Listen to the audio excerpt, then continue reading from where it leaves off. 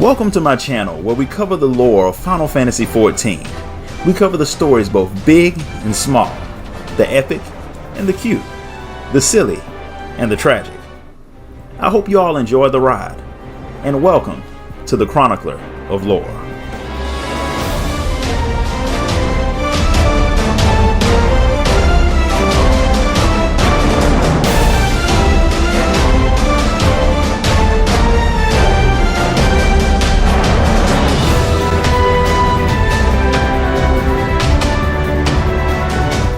Eorzea is not all that happy that you didn't follow his instructions to show up alone.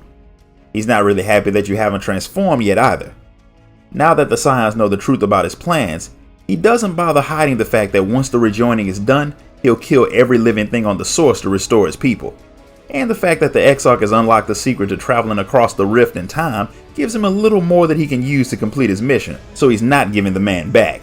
It still bothers him that you all think he's wrong for throwing away your lives to save his people, but he thinks that's only because you're young. He's lived thousands of lives and done everything from raise children to die, and throughout all of that, the current crop of mortals proved unfit to take the place of his people as caretakers of the planet. And your contest with Vothri and the Sin Eaters, mindlessly fighting while not thinking or planning for the potential disaster you could have been causing, is proof that none of you are ready either. If your people had to face the final days like his had, even the Scions have to admit that the people of your era would never willingly give up their lives to save the other half of their populace.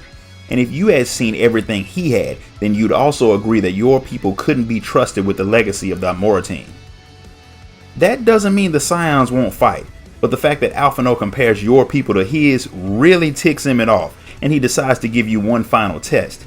He recreates the end of Amarat and forces you to survive the final days. The scene is truly horrifying. Fire rains from the sky as the Amoratine run for their lives from monsters even more terrifying than Voidsent, who are destroying their beautiful city. But you and the Scions cut your way through the wreckage and the beasts as the world is torn apart around you. As you reach the end and defeat a very terrifying creature, Eorzea appears.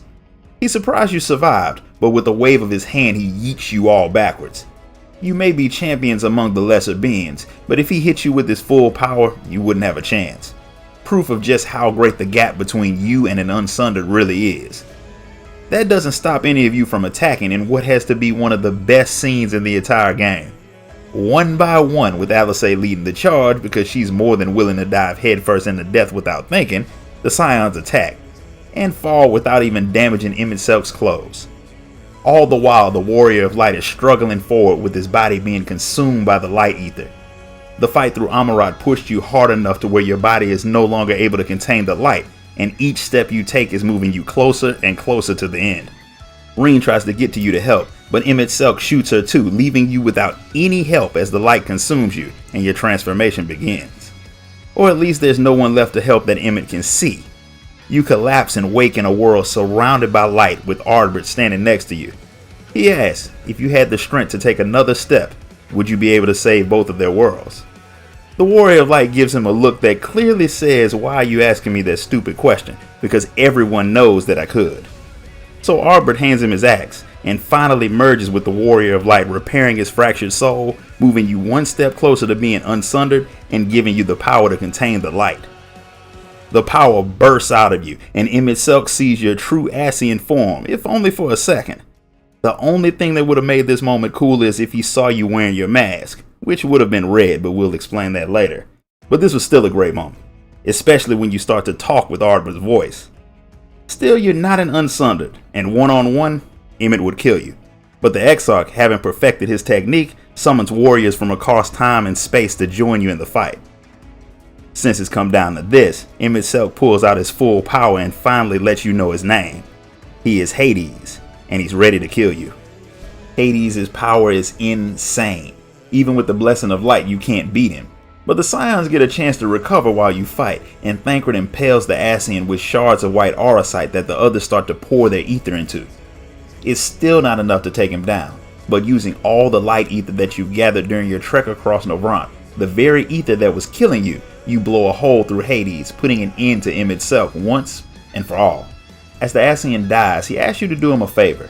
He wants you to remember that his people once lived, because with his death, the hope of resurrecting his people is nearly gone. You agree to fulfill his dying request as the Ascian fades into oblivion.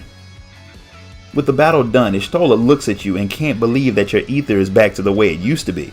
She thinks that it's because you burned off all the light during the fight, but Ring can see more than her with the power of the Oracle of Light, and it wasn't just the ether that was your problem. The light had broken your very soul apart, but now it's fixed because of your merger with Ardbert, something that you promised to explain to them later. The Exarch is a little uncomfortable since he has a lot of explaining and apologizing to do, but that can wait until you're all back out of there because you all deserve a break. Considering how bad the Exarch looks, he may need one even more than you do. On the surface, a lot of your Morans, including the Chais, have gathered under the restored sky to look for you all, and one of them spots you on the beach. Apparently you all had to swim back, something that drains Alphinaud so much that he passes out. And despite Alisaie's attempts to wake him by shaking him, which are probably hurting him worse since his face is sliding back and forth on the ground, he won't wake up. Urianger is apparently lost somewhere out at sea. The whole not being able to swim thing probably had something to do with that. But while Ring's worried about him, Thancred and Y'shtola figures that he'll wash up sooner or later. Norvrana's been saved. The light ether is gone, the sky's back to normal, and you all return to the Crystarium to celebrate your victory over the light. And with his soul inside of you, Ardbert finally gets to come home as the hero who saved his world. Because if he hadn't been there, this part of the story would not have had a happy ending.